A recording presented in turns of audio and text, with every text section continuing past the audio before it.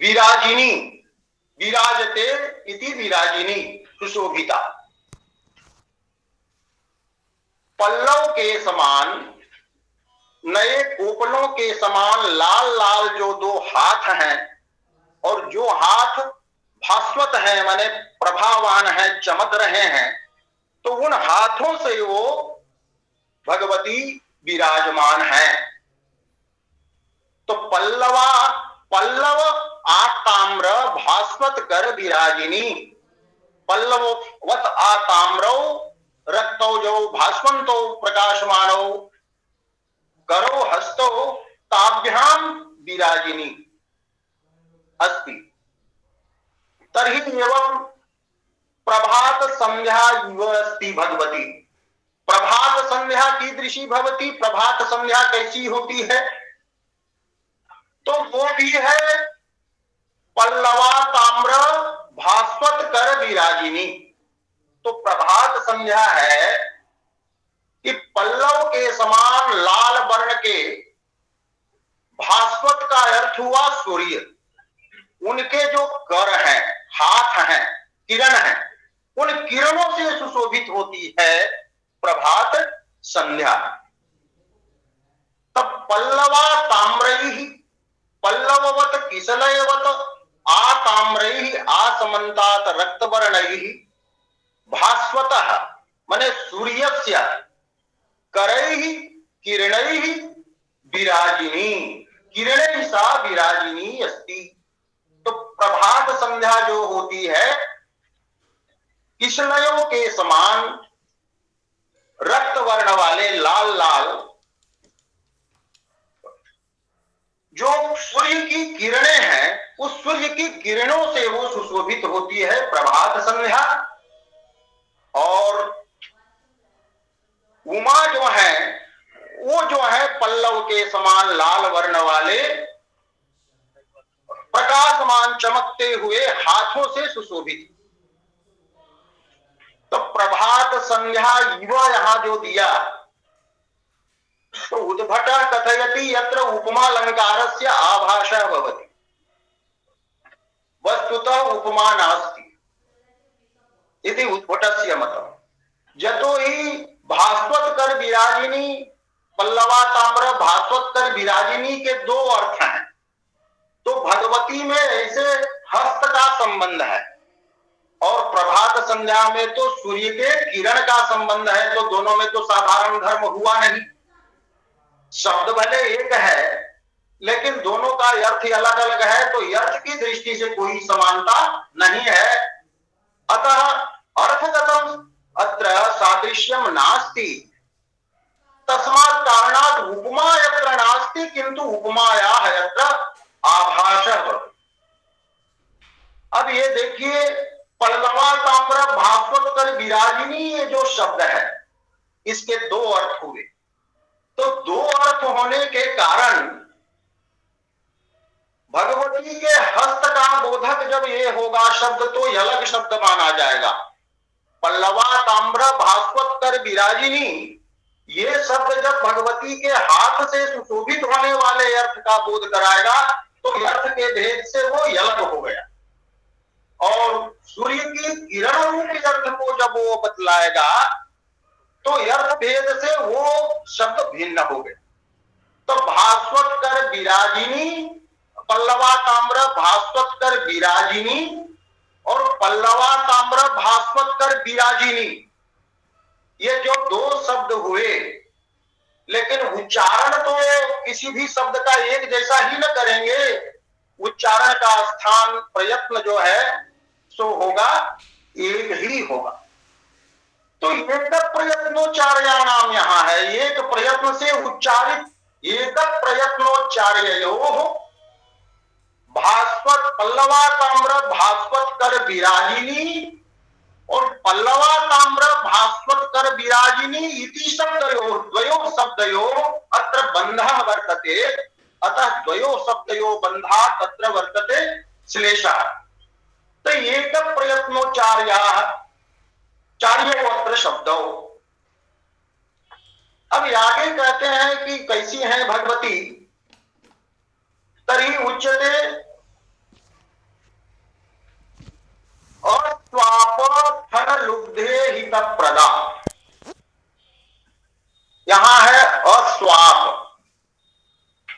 अस्वाप फल लुब्ध ईहित प्रदा, या अलग भी कर सकते हैं, इसको किया है कि अस्वाप फल लुब्धे हित प्रदा। अस्वाप का अर्थ है भगवती पक्षे अर्थ भवती सुखे न लब्धुम योग्यम तभवती सुलभम तथैव सुखे न आप्तुम योग्यम। सुख से प्राप्त करने योग्य है जो, तो होगा स्वापम। स्वापम, स्वापम मने हुआ सुलभम, स्वापम सुलभम हुआ। और अस्वापम जो है मने दुर्लभम।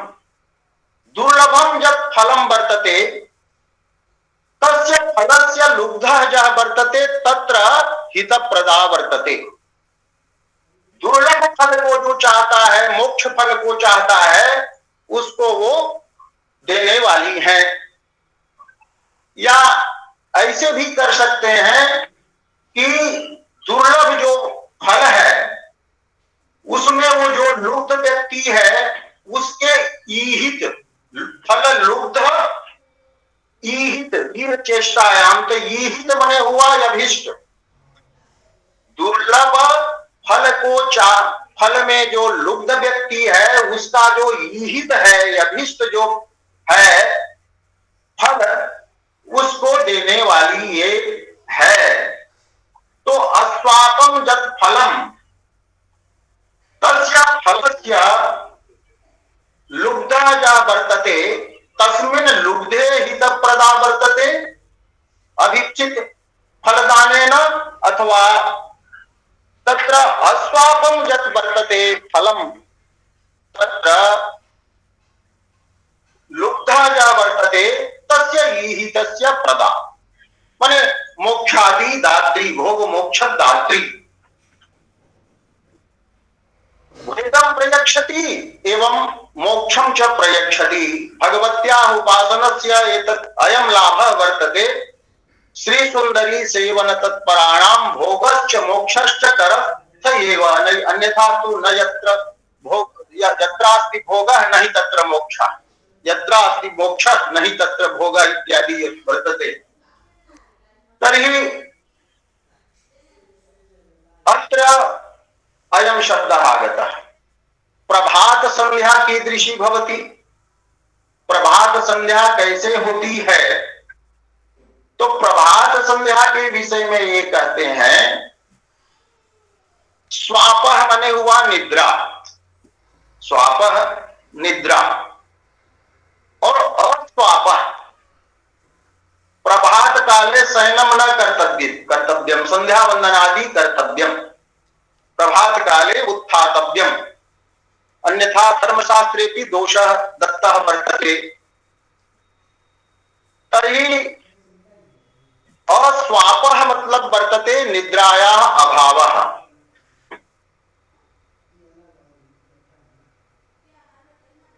तस्य स्वापस्य फलं वर्तते किम? स्वापस्य फलं वर्तते प्रतिहारेन्दु राजा लिखति दृष्टम फलम वर्तते श्रम निवृत्ति, सोने से शरीर का श्रम समाप्त हो जाता है। तो स्वापस्य फलम वर्तते स्वाप फलम, तो सोने का जो फल है शयनस्य जब फलम तत्र जः लुब्धः वर्तते तस्य हित प्रदाशा नास्ति। तो अस्वापस्य जब फलम वर्तते, अस्वाप का जो फल है अदृष्टोत्पत्ति प्रत्यवाय की अनुत्पत्ति, तो अस्वापस्य फले जह फले लुब्धः वर्तते तस्य ईहितं चेष्टितं सा प्रयच्छति। तो अस्वाप फल लुब्धे हित प्रदा वर्तते ईदृशी प्रभात संध्या। तर्हि अस्वाप फल लुब्धे हित प्रदा। तो अत्र द्रष्टव्यम पार्वती पक्षे यदा अर्थ भवति तदा शब्द भिन्न भवति, यदा प्रभात संध्या पक्षे भवति तदा शब्द भिन्न भवति। तर्हि यत्र भिन्नानां शब्दानां ये शब्दाः एक प्रयत्नोच्चार्याः न सन्ति, किन्तु सन्धिवशात् तेषाम् एक प्रयत्नोच्चार्याणां सादृश्यं वर्तते, एक प्रयत्नोच्चार्याः एते न सन्ति। क्योंकि अस्वाप कर देंगे, अस्वाप एकस्मिन् पक्षे वर्तते, अस्वाप फल लुब्ध ईहित प्रदा, अपर पक्षे वर्तते अस्वाप फल लुब्धे इति सप्तमी हित प्रदा। तो एवं व्याख्यानं प्रतिहारेन्दुराजेन कृतं वर्तते। तर्हि अत्र भिन्न प्रयत्नोच्चार्याणां शब्दानां एक प्रयत्नोच्चार्य शब्दैः सादृश्यं वर्तते। अत्र उच्यते अभंग सभंग क्लेश। यहाँ ऐसे यदि विचार करेंगे तो सभंग क्लेश, क्योंकि दो अर्थ करने में कहीं फल लुब्ध हित प्रदा करना पड़ता है और दूसरे में जो है सो फल लुब्ध ईहित प्रदा करना पड़ता है। तर्हि एवं तत्र तस्य मतम वर्तते। तर्हि अत्र एक प्रयत्नोच्चार्याणाम् एवं भिन्न प्रयत्नोच्चार्याणामपि एक प्रयत्नोच्चार्यस्य सादृश्यं धारयतां शब्दानां बन्धः अस्ति। अत्र उपमा अलङ्कारः वर्तते। तो उपमायाः छायाम् उत्थापयति। पुनः अग्रे वर्तते इंदुकांतमुखी। तो चंद्रकांत चंद्रवत् कांतम मुखम यस्या सा भगवती पार्वती। स्निग्ध इंदुकांतमुखी स्निग्ध महानील सरो, महानील सरोरुहा इति एवं अशुद्धम आगतम शिरोरुहा वर्तते। शिरोरुहा इति केशः, शिरोरुहा। तो इंदुकांतमुखी वर्तते। स्निग्ध स्निग्धाः अतीव नीलाः शिरोरुहाः केशाः यस्याः सन्ति, जिसके केश चिकने हैं, रुखड़े नहीं हैं, बहुत काले हैं, ऐसे केश वाली वो है। और वो जो है त्रिजगत रत्नम, तीनों जगत की वो रत्न है। और पद्म रागांग्री पल्लवा, पद्म रागमणि के समान जिनका अंग्री पल्लव है।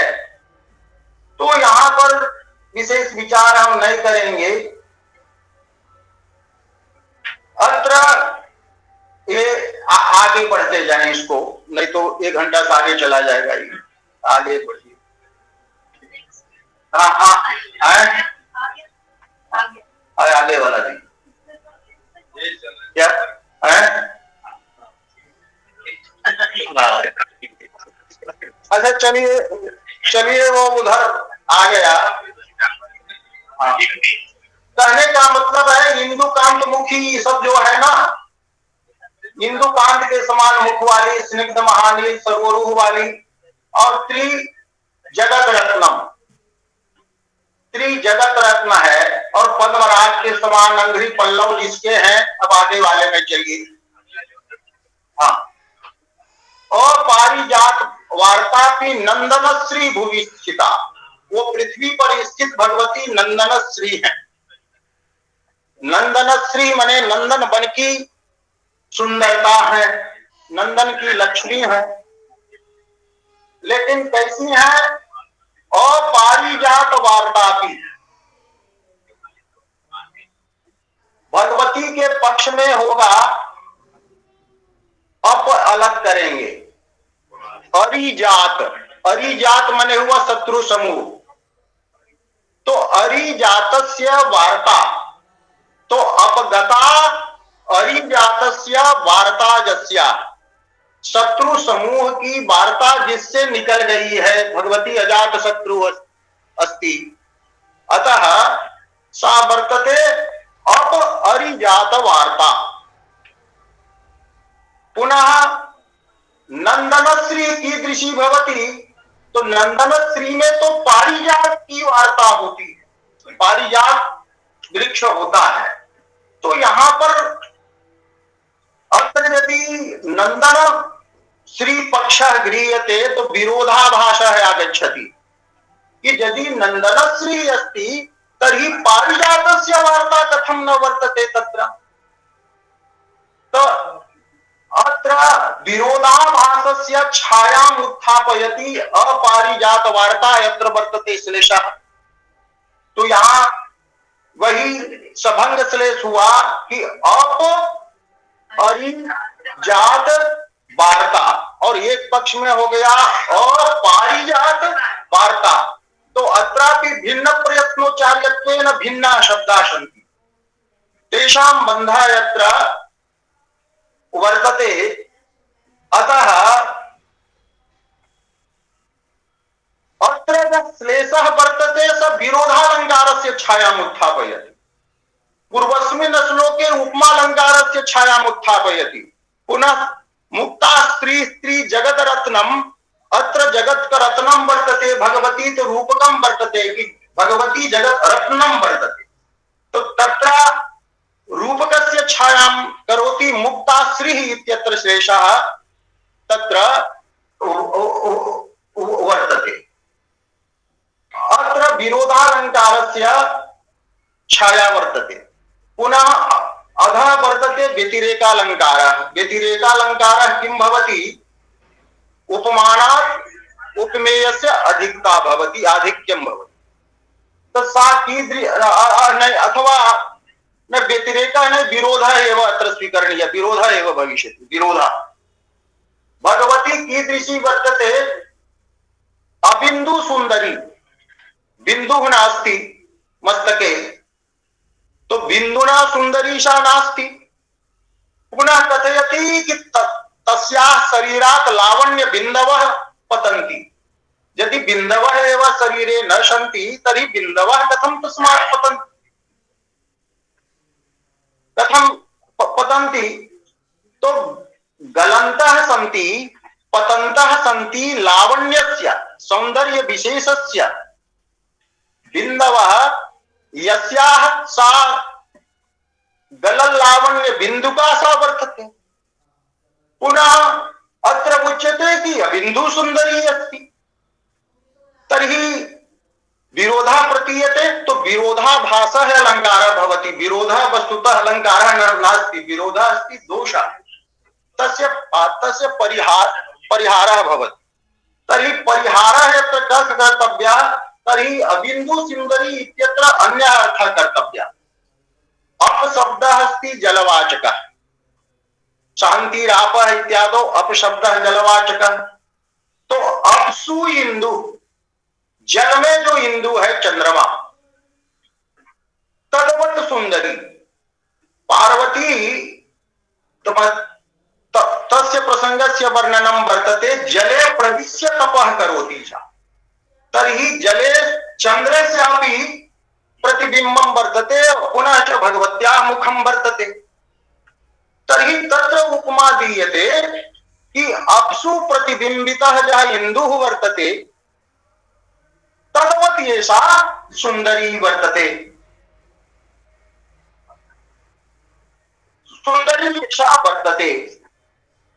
अतः अन्यः अर्थः यदा क्रियते तदा विरोधस्य भवति परिहारः, नहीं रहने दीजिए, तदा विरोधस्य परिहारः भवति अबिंदु सुंदरी अत्र। लेकिन किन्तु श्लेषस्तु अस्ति अत्र सैव सभंगत श्लेषः और बिंदु सुंदरी अबिंदु सुंदरी इति एकं पदं, पुनश्च अप इंदु सुंदरी इति अपरं पदं।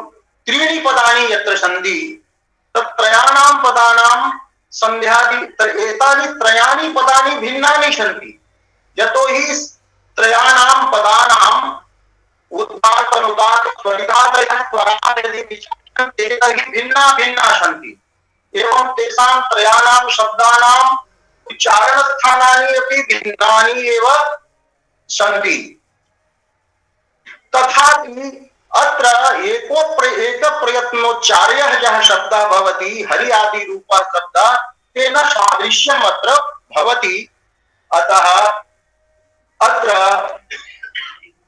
एवं उद्भटेन प्रतिपादितं कि यत्र यत्र श्लेषः भविष्यति तत्र तत्र कश्चित् अन्यः अलङ्कारः आगमिष्यति एव। किन्तु नवीनाचार्यः आया था ते उक्तवन्तः नहीं अत्र श्लेषः एव नास्ति, अत्र उपमा एव वर्तते, रूपकम् एव वर्तते, विरोधाभासः अलङ्कारः एव वर्तते इति मम्मटादयः स्वीकुर्वन्ति। तत् किं कारणं तद् विषये अग्रे चलामः, आगे ले जाइए इसको।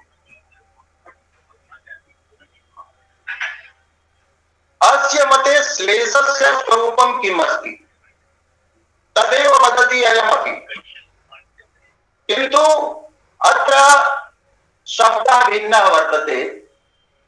वाच्य भेदेन भिन्नाय युगपद भाषणस्पृशः श्लिष्यन्ति शब्दाः श्लेषोऽसौ अक्षरादिभिः अष्टधा। तो अष्टधा भवति साहित्य दर्पणे अपि वर्ण प्रत्यय लिंगानां वर्ण श्लेष प्रत्यय श्लेष इत्यादि श्लेषाणां भेदः तत्र प्रदर्शितः। अत्र वदति शब्दाः वाच्य भेदेन भिन्ना भवन्ति। अत्र तु उद्भटस्य एव मतं प्रतिपादयति। वाच्य भेदेन अर्थ भेदेन शब्दाः भिन्नाः भवन्ति। तो वाच्य भेदेन भिन्ना शब्दाः यत् श्लिष्यन्ति, यत् इति श्लिष्यन्ति क्रियाया विशेषणं वर्तते। वाच्य भेदानां शब्दानां यः भवति श्लेषः, श्लेषः अर्थात् बन्धः संबंधः स एव श्लेषः उच्यते और स अक्षरादिभिः अष्टधा एवं। अत्रापि स एव पक्षः उपस्थाप्यते अर्थभेदेन शब्दभेदः इति दर्शने इति एकं मतं वर्तते। अपरं मतं वर्तते अत्र अग्रे खण्डयति उद्भटस्य मतम्। उद्भट ने कहा कि स्वरित उदात्त अनुदात आदि के कारण शब्द भिन्न होते हैं, भिन्न भिन्न होते हैं, लेकिन ये कह रहे हैं कि नहीं, काव्य में हम स्वर की गणना ही नहीं करते हैं, तो वो शब्द एक ही है। एक प्रयत्नोच्चार्यत्व हो जाने के कारण वो जो है शब्द एक ही है। तो काव्य मार्गे स्वरः न गण्यते, शब्द भेद भेद करणे काव्य मार्गे स्वरस्य उपयोगः न भवति इति च नये। अपरः पक्षः वर्तते उद्भट मतस्य खण्डनम्, पूर्वं तु तन्मतस्य स्वीकरणं वर्तते। तो अर्थ भेदेन शब्द भेदः इति दर्शने काव्य मार्गे स्वरः न गण्यते इति च नये। वाच्य भेदेन भिन्ना यपि शब्दाः, वाच्य के भेद से भिन्न जो हो गए शब्द, युगपद उच्चारण युगपद भाषण स्पृशः कहा है। शब्दों का विशेषण है युगपद, युगपदेन भाषणम उच्चारणम ये स्पृशन्ति ते।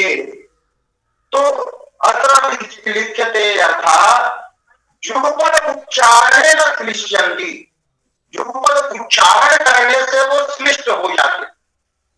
अब श्लिष्यन्ति की मम्मट की व्याख्या देखिए, कहते हैं जुड़ जाने का मतलब हुआ है अपना भिन्न स्वरूप छिपा देना, भिन्न स्वरूप को छिपा देना, तब कभी जुड़ना हुआ, बंध भी तो होता है, तो बंध मतलब हुआ जुड़ गया तो एक बंध कहलाएगा। वाक्य में पद अनेक है प्रकार के, तो वो जब जुड़ जाते हैं तो एकम वाक्यम इति बुद्धि भवति। तर्हि श्लिष्यं भिन्नं स्वरूपम अपहनुते। अपहनुते इत्यस्य अर्थः वर्तते प्रभागोपयन्ति।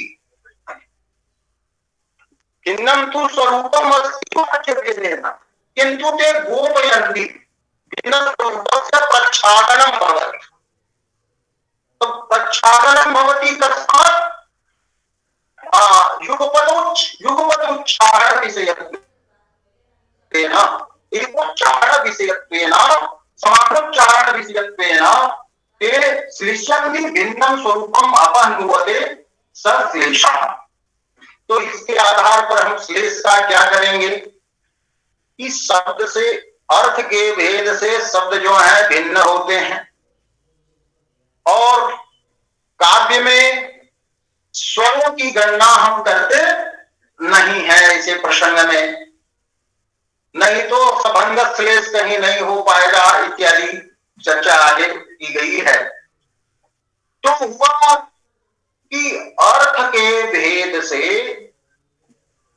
भिन्न शब्दों का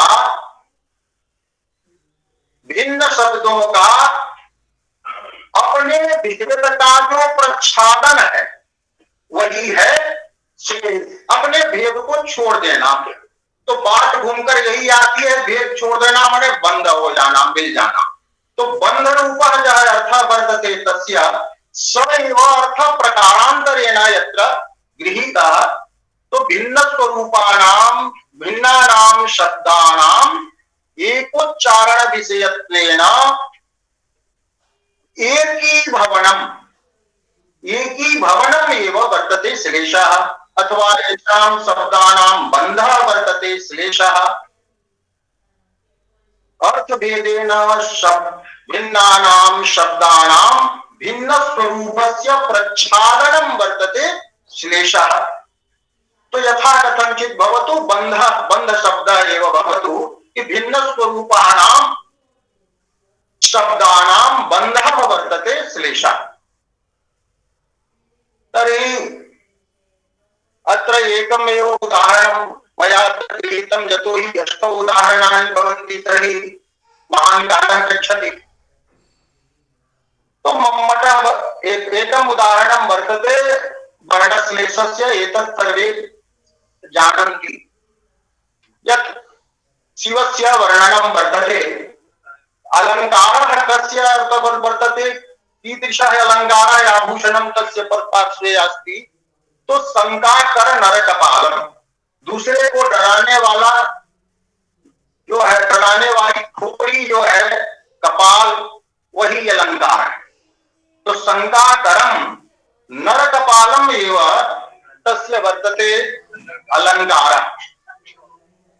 और परिजनः वर्तते जः सेवकः स कीदृशः वर्तते, अतीव दुर्बलः वर्तते, विशीर्णांगः, विशीर्णानि अंगानि भोजनं न लभ्यते मन्ये।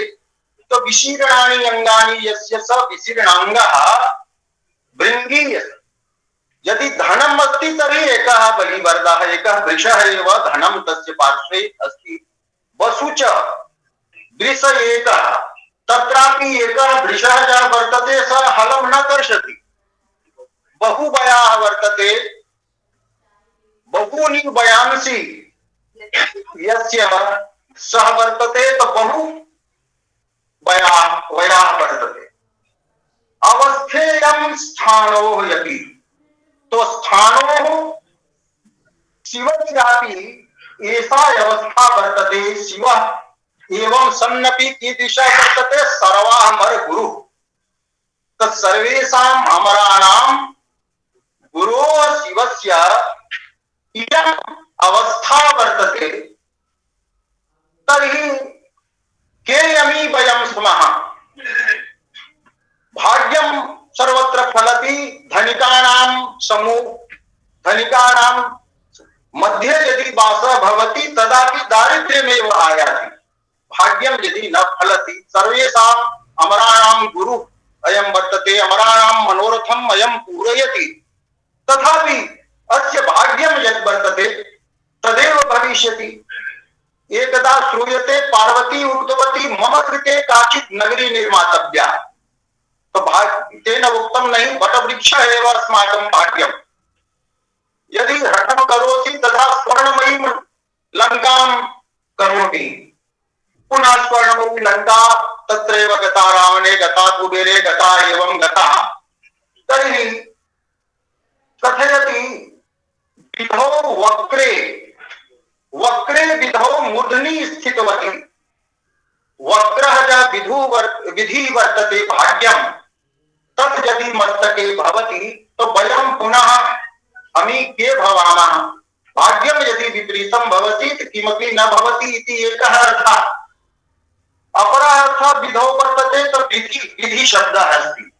तो विधि शब्दस्यापि विधौ इति सप्तमी रूप सप्तम्यां भवति, तो विधि शब्दस्य च इकारः, विधु शब्दस्य जः वर्तते वर्ण, तो उभय वर्णौ वो रूपतां प्राप्नुतः, गुणः भवति यतः वो रूपतां प्राप्नुतः। तर्हि वर्णयोः यत्र श्लेषः वर्तते शिवपक्षे तु एवं गन्तव्यं विधुः वक्रः विधुः स्थापितः वर्तते, वक्रः चन्द्रः तत्र अस्ति। तस्मात् कारणात् चन्द्रः वक्रः अस्ति। एतादृशी अवस्था अस्य वर्तते। तर्हि तो हम ये कह सकते हैं कि उद्भट कहते हैं कि उदात्त आदि स्वर के कारण शब्द भिन्न भिन्न हो जाते हैं, और कुछ शब्द ऐसे हैं जो उच्चारण तो सब एक ही होता है लेकिन अर्थ अनेक होने के चलते वो भिन्न भिन्न है। तो भिन्न शब्दों का बंधन करना जो है श्लेष है कि जहां पर कम से कम दो अर्थ आवे, दो अर्थ आवे। और ये कहा कि काव्य के मार्ग में स्वर की गणना नहीं होती है, तो इसलिए शब्दों में भेद हम नहीं मानेंगे कि आताम्र भास्वत कर विराजिनी शब्द हो, पल्लवा ताम्र भास्वत कर विराजिनी शब्द हो, तो वो भी वैसा ही है। और जो नीचे है अस्वाप फल लुब्धे हित प्रधा है, अत्र स्वरादि भेदः न गण्यते एवं भेदः उभयो वर्तते। पुनः अग्रे अग्रे तदनन्तरं समाप्तिं प्रति गच्छामि। साहित्य दर्पणकारस्य लक्षणं झटिति न आगच्छति। इसका क्या अर्थ करेंगे? श्लेष से युक्त पदों से अनेक अर्थ का विधान होने पर श्लेष होता, तो पहले भी श्लेष कह रहे हैं, बाद में भी श्लेष कह रहे हैं, तो श्लेष शब्द का यहाँ अर्थ हम ले लें, अनेकार्थक यदि ले लें तो हो जाएगा, बैठ जाएगा कि श्लिष्टै अनेकै पदै अनेकार्था विधाने, तो विधाने इति सप्तमी किमर्थम? अभिधानम इत्येव भवतु। अनेकार्थकै शब्दैः अनेकस्य अर्थस्य अभिधानं यत् वर्तते तद् अभिधानम् एव अभिधया प्रतिपादनम् एव भवतु, नाम शेषः भवतु। अत्र अभिधान शब्दस्य यः प्रयोगः अस्ति साभिप्रायः वर्तते। कारणं वर्तते नानार्थक शब्दः यत्र भवति, यत्र अनेकः अर्थः भवति, तत्र भवति शब्दशक्ति मूलः ध्वनिः अपि भवति। तो यत्र शब्दशक्ति मूलः ध्वनिः भवति तत्र यविधायाः नियन्त्रणं भवति एकस्मिन्नेव अर्थे, और अपरस्य अर्थस्य बोधः भवति व्यञ्जनया। अपरस्य अर्थस्य बोधः तत्र भवति, तत्र व्यञ्जनया एवं भवति।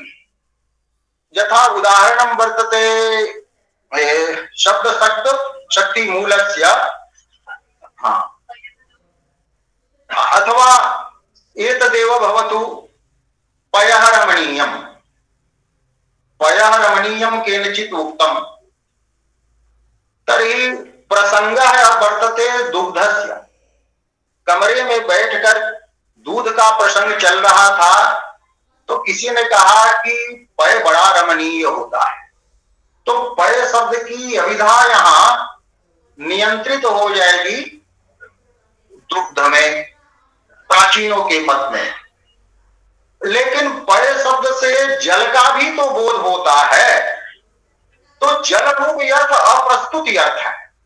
तो अप्रस्तुति अर्थ जो है वो व्यंजना व्यापार के द्वारा जाना जाएगा। तो यत्र अनेकार्थस्य शब्दस्य एकः अर्थः प्रस्तुतः भवति, अपरः अर्थः अप्रस्तुतः भवति, तत्र तु ध्वनिः भवति, तत्र तु व्यंजना भवति। एकस्य बोधः व्यंजनया भवति, अपरस्य बोधः अभिधया भवति इति प्राचीनानाम् अध्वनिवादिनाम् इदं वर्तते मतम्। तो ध्वनिवादिनाम् एतत् मतम् वर्तते। तत्र एकस्य बोधः एकस्य अभिधानं भवति, अभिधया बोधनं भवति, अपरस्य व्यंजनया बोधनं भवति। अतः तत्र श्लेषालंकारः स्वीकर्तुं न शक्यते। किंतु यत्र उभौ अर्थो प्रस्तुतो, जहां पर दोनों अर्थ प्रस्तुत हो या दोनों अर्थ अप्रस्तुत ही हो, उभौ अर्थो अप्रस्तुतो एव भवतः, तत्र भवति श्लेषः। पुनः एकः वर्तते प्रकृता प्रकृतः श्लेषः अपि, तद्विषये चर्चां न करोमि यतोहि तत्र श्लेषस्य महान् विषयः वर्तते। स कुत्र भवति, यत्र विशेष्यस्य अश्लिष्टता भवति इत्यादि विचारितं वर्तते। तो अभिधानम् इति कथनेन प्रतीयते यत् अस्यैव उदाहरणं वर्तते साहित्य दर्पणकारस्य दुर्गालंघित विग्रहौ मनसिजं सम्मीलयन् तेजसा इत्यादि वर्तते। तत्रापि अर्थद्वयं वर्तते द्वितीय परिच्छेदे शब्द शक्ति मूलक ध्वनि उदाहरणे। किंतु श्लेषालंकार प्रकरणे उभौ अर्थौ अभिधया एव बुद्ध्यो भवता, दोनों अर्थ अभिधा व्यापार के ही विषय बनते हैं। तो उसका इन्होंने तस्य उदाहरणं दत्तम् अभिधानं द्वयोः अर्थयोः कथं भवति। तो अत्र वर्तते सर्वदो माधवस्त्वां पातु, तो अत्र पृथक् लिखितं वर्तते, तत्र संश्लेषः भवति। तो सर्वदा सर्वं ददाति यः स सर्वदा माधवः त्वां पातु, अथवा सर्वदा उमाधवः पातु। तो कहीं यत्र वक्तुम् इच्छति उभौ पाताम्, शिव भी आपकी रक्षा करें और विष्णु भी रक्षा करें, वो एक ही साथ दोनों को प्रस्तुत कर रहा है। तो इसलिए इसमें श्लेष हो जाएगा। तो कहा वर्तते माधव की दिशा वर्तते तो सर्वदा, पुनः माधव की दिशा वर्तते अंधक क्षयकर, अंधक नाम का यादवा भवंती, यदुवंशियों में एक अंधक नाम के। तो अंधकों का क्षय करने वाले, क्षय का अर्थ है यहां निवास, क्षयो निवासे पाणिनि का सूत्र है कि निवास अर्थ में क्षय शब्द आद्युदात होता है। तो क्षयो निवासे, तो अंधकानाम यादवानाम क्षयस्य निवासस्य करः, अर्थात अंधक नामक यादवों को बसाने वाले। पुनः यह शिवः वर्तते स तु भविष्यति अंधकस्य अंधकासुरस्य क्षयस्य विनाशस्य करः। तो अत्र क्षय शब्द अस्ति यादववाचकः, तस्य स्वरः भिन्नः वर्तते। यादव पक्षे अन्यः स्वरः वर्तते, निवासार्थे अन्यः अर्थः वर्तते क्षय शब्दस्य निवासार्थे, पुनः विनाशार्थे अन्यः अर्थः वर्तते। तर्हि अत्र स्वरभेदः भवति, किन्तु काव्य मार्गे स्वरः न गण्यते इति साहित्य दर्पणकारोऽपि काव्य प्रकाशस्यैव मतम् अनुहरति। सब पाया पुनः कीदृशा वर्तते स तो येन तो माधवे न किम कृतम, तो ये न माधवे न ध्वस्तम नासितम, किम नासितम, अनः, अनः मने सकटातुरा, अनस शब्द है, अस्ति अनस शब्द है, अनः अनसी अनांशी, तो इसका अर्थ होता है माता भी, मां भी होता है अनस शब्द का अर्थ, और अनस शब्द का अर्थ शकट होता है, गाय, बैलगाड़ी सब। तो अनः अनसी अनांशी, अनः सकटी मातरी, सकटे मातरी च इति कोशः वर्तते। पाप्येभ्यो न सुतानिव दुर्गा सप्त सप्तम सप्त्याम वर्तते, यथा अनः मने माता पुत्रम रक्षति तथा भगवती मां रक्षतु इत्यादि वर्तते तत्र। तो ये न अनः धस्तम ध्वस्तम, अनः मने सकटम, सकटासुर को मार दिया, अयम वर्तते माधव, माधव, तो येन ध्वस्तम अनः अभवेन, अभवेन इत्यनेन न भवः अस्ति जन्म वर्तते यस्य, तेन अभवेन माने अजेन अजन्मना जेन भगवता अनः धस्तम, पुनः भगवता किम कृतम, तो बलिजित काय पुरा पुरा स्त्रीकृता, पुरा स्त्रीकृता। भगवान विष्णु जो थे, बलि को जीतने वाला जो शरीर था, उस शरीर को मोहिनी अवतार में उन्होंने स्त्री बना दिया। तो बलिजित काया, बलि में जह जितवान काया स बलिजित काया तिजेन पुरा समुद्र मंथन समय स्त्रीकृता, स्त्रीकृता। पुनः शिवेन किम कृतम, तो ध्वस्त मनोभवेन जेन, ध्वस्त मनोभव कामः जेन, कामदेव को जिन्होंने नष्ट कर दिया, तेन जेन पुरा बलिजित काया, बलिजित काया अर्थात विष्णु शरीरम पुरा त्रिपुरदाह समये अस्त्रीकृता, अस्त्र बनाया। भगवान विष्णु ही उसमें बाण बने और बाण बन करके त्रिपुरासुर के नगरियों में आग लगाए। तो ध्वस्त मनोभवेन जेन बलिजित कायः पुरा त्रिपुरदाह समये अस्त्रीकृतः। पुनः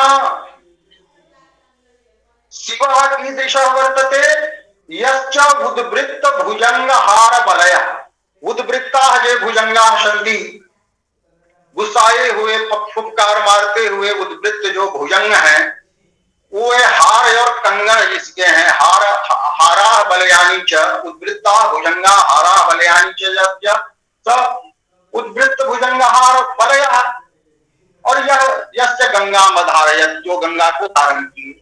माधव किम कृतवान, तर्हि अनेके अर्था माधव पक्षे सन्ति, माधव पक्षे एव अनेके अर्था, किंतु एकः अर्थः उच्यते उद्वृत्त भुजंग हार, उद्वृत्ता भुजंगा आसीत् कालीयः तम जह हतवान पादाभ्याम हतवान स उद्वृत्त भुजंगः, और रवलया,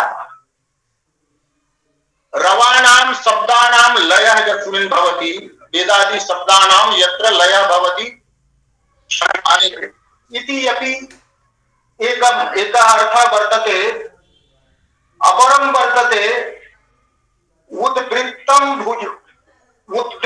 भुजंगम ज हरति, बड़े बड़े सांपों को हरण कर लेता है खाने के लिए, तो उद्वृत्त भुजंग हार, उद्वृत्त भुजंगों को हरण करने वाला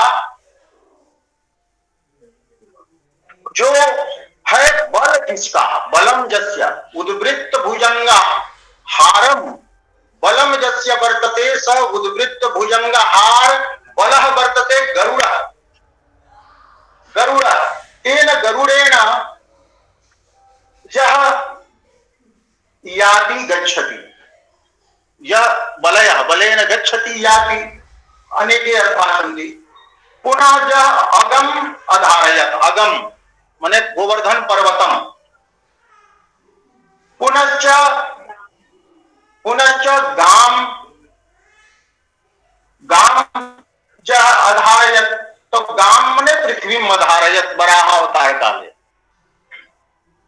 तस्य नाम शशिमत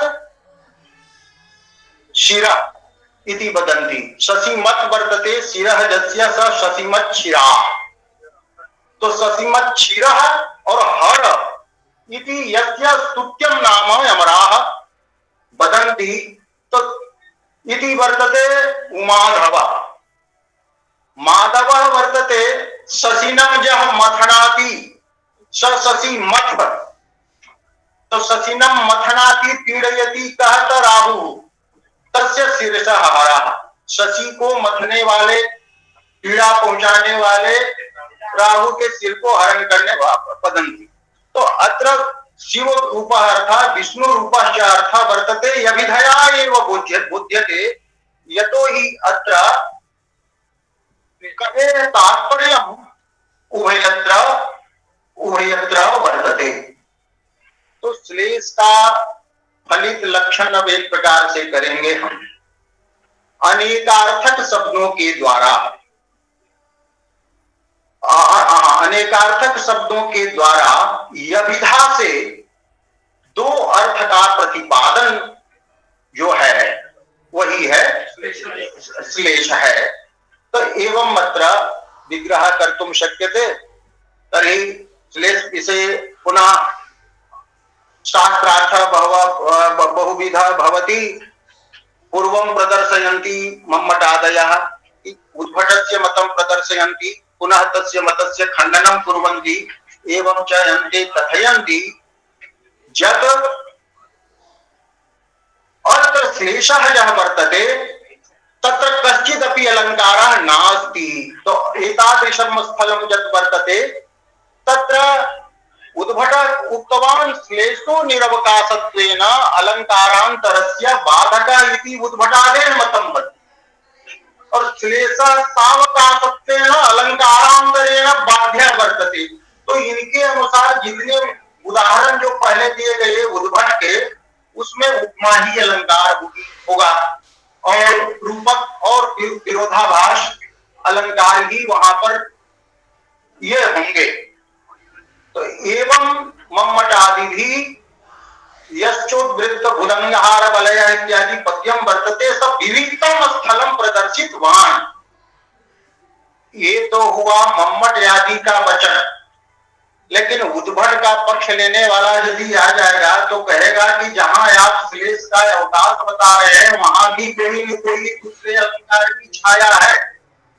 या आप कह रहे थे कि ये न ध्वस्त मनोभवेन में कोई छाया नहीं है, तो हम कहेंगे प्रस्तुत शिव भी है और प्रस्तुत माधव भी है। तो इन दोनों का प्रस्तुत और अप्रस्तुत का जब एक क्रिया से संबंध होता है तो तुल्य योगिता अलंकार होता है। तो अत्र विष्णु शिवयोः प्रस्तुतयोः पाण रूपया क्रियया पाण क्रिया रूपेण एकेन धर्मेण संबंधात् अत्रापि कथं न भवेत् तुल्य योगिता। तो अत्रापि उद्भटस्य मतं कथं छिन्नम तर्हि अन्यत् पदं किमपि उदाहरणत्वेन देयं यत् न उच्यते यत्र कवेः तात्पर्यम् उभयस्मिन् नास्ति उभयोः अर्थयोः यत्र तात्पर्यं नास्ति एतस्मिन्नेव अर्थे तात्पर्यं भवति तत्र श्लेषस्य सावकाशता कल्पयितुं शक्यते। तो इस प्रकार से श्लेष अलंकार जो है कि कहीं वक्रोक्ति हो जाती है तो वहां भी श्लेष होता है, तो वहां भी भ्रम हो सकता है कि श्लेष है कि क्या है। पूछेगा कि केयूयम, तो दूसरा उत्तर देगा कि हम तो स्थल में है, आप पानी में क्यों पूछ रहे हैं। के शब्द में श्लेष है कि आप जल में हैं। हमने पूछा आप कौन हैं, तो हमें वो तंग करने वाला जो है इसको शब्द छल कहते हैं। तो वो कहेगा कि हम तो स्थल में है, दिखता नहीं है। तो खिसिया करके हम उसको कह देंगे अरे वामायुयम तुम लोग कुटिल हो। तो फिर उधर हमको कहेगा कि तीतली का स्मरण करते कोई तुम की दिशा कामुका कि वयम पुरुषा अस्मासु पुरुषेषु स्त्री योषित भ्रम भवति स्त्रिया भ्रम भवति। तो श्लेष बड़ा कामयाब है काव्य करने में और श्लेष की योजना आप कर सकते हैं व्याकरण से, व्याकरण मजबूत हो अनेक प्रकार। और नानार्थक शब्दाय अभ्यस्ता भवेयुः। अमरकोशे अस्ति न नानार्थक वर्गः वर्तते। एवं विश्वलोचन कोशः अस्ति, अन्येपि कोशाः सन्ति ये अनेकान् अर्थान् प्रतिपादयन्ति। तो ते शब्दाः यदि अभ्यस्ताः भवन्ति तदा श्लेषस्य रचना, श्लेषेण वक्रोक्तेश्च रचना एवं कर्तुं शक्यते। शब्दगतः चमत्कारः अनेनैव अनेन प्रायेण भवति। तो एवं अस्ति, इस प्रकार है ये जो कोशा है।